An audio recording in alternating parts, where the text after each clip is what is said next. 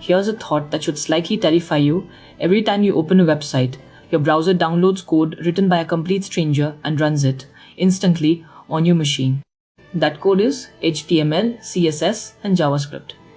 And here's the good news for us. You do not need to become a web developer to hack the web. You just need to read these three languages the way an attacker does, well enough to spot where user input lands and where the browser can be tricked into running something it shouldn't. In this episode, I'll teach you exactly that.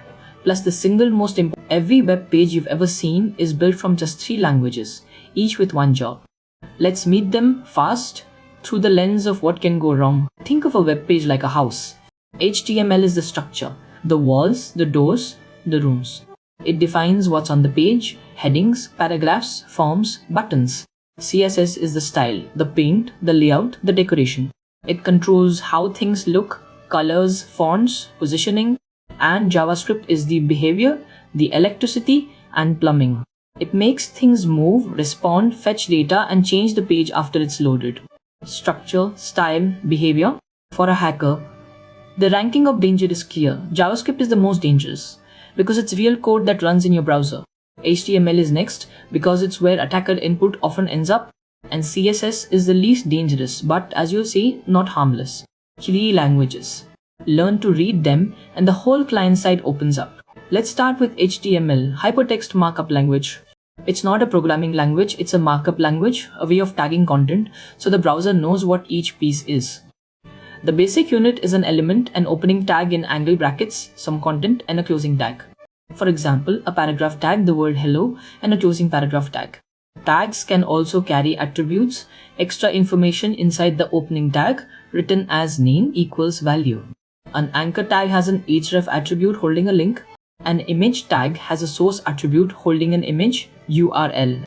An input tag has a value attribute holding, often whatever the user typed.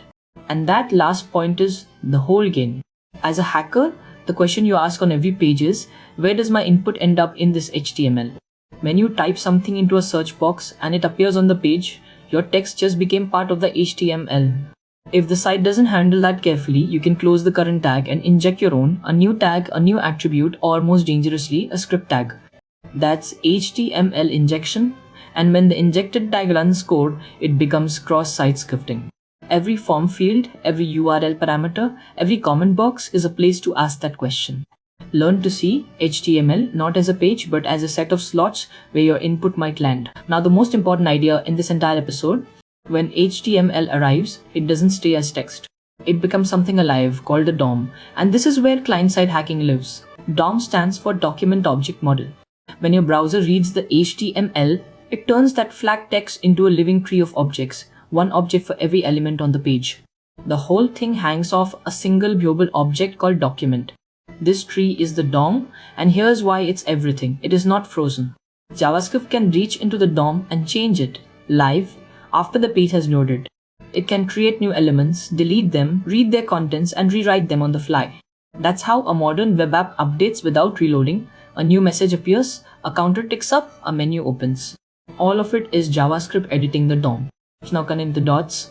If JavaScript can write new content into the DOM and an attacker can influence what that content is, then the attacker can inject their own elements, including a script that runs in your browser with your session. That is DOM-based cross-site scripting, one of the most common and valuable bugs in web security. So burn this in. HTML is the blueprint, but the DOM is the live building and the DOM is the battlefield.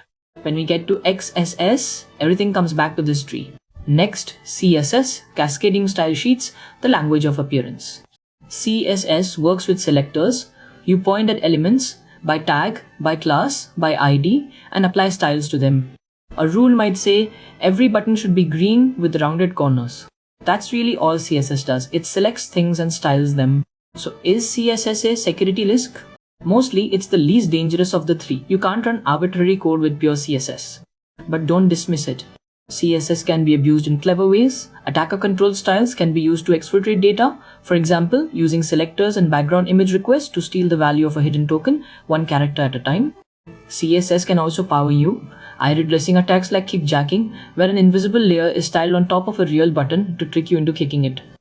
So while CSS won't usually give you code execution, a good hacker still watches for places where an attacker controls styles. It's a smaller door, but it's still a door. And now, the big one, the language that turns a document into an application and a bug into a full compromise. JavaScript. JavaScript is the only one of the three that is a true programming language, and it runs right inside your browser with a frightening amount of power. Let's list what JavaScript can do on a page you're visiting. It can read and rewrite the entire DOM, every element, every piece of text. It can read your cookies, unless they're protected. It can listen to everything you type. It can send requests to servers in the background using your session without you ever knowing. And it can do all of this the instant the page loads. Now think about that from an attacker's seat. If an attacker can get their JavaScript to run on a page you trust, they inherit all of that power as you. They can steal your session cookie, log your keystrokes, make requests on your behalf, and quietly take over your account. That is why cross-site scripting, injecting attacker JavaScript into a trusted page, is consistently one of the most reported vulnerabilities on the entire web.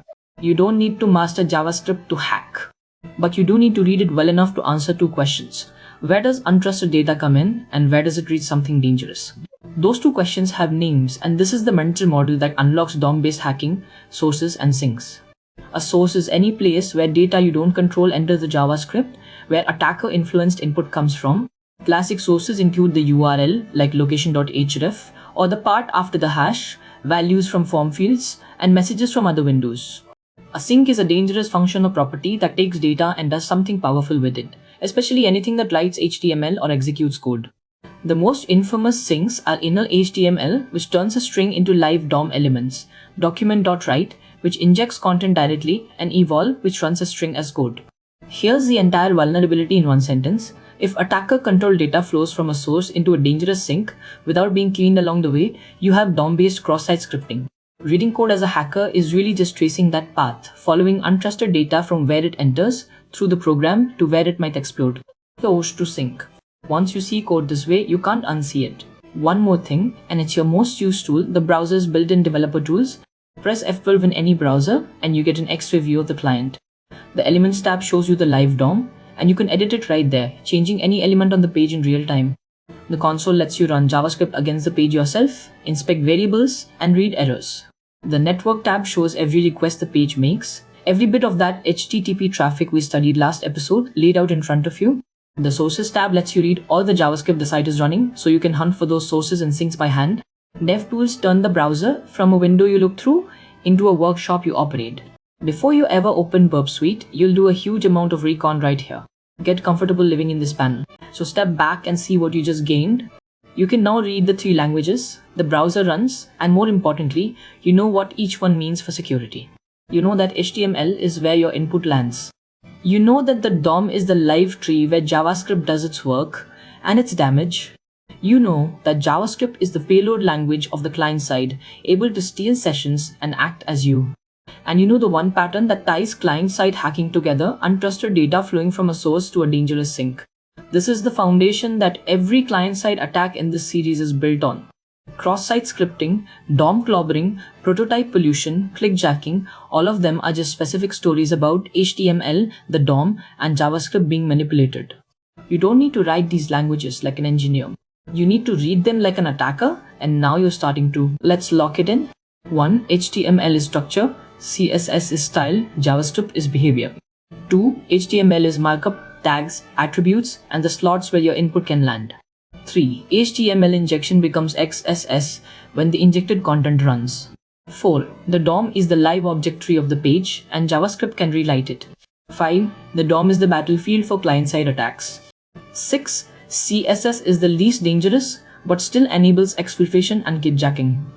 7. JavaScript can read the DOM, cookies, and keystrokes and act as you. And 8. The core model is source to sink, untrusted input reaching a dangerous function. Screenshot this. If the DOM and source to sink just click for you, you got the exact mental model most beginners are missing when they flail at XSS later. Subscribe, because the payoff is coming. In the next episode, we zoom out to see how a full web application is actually built, front-end, back-end, databases, APIs, and architectures like single-page apps, so you understand the whole machine before we start breaking it. Drop a comment.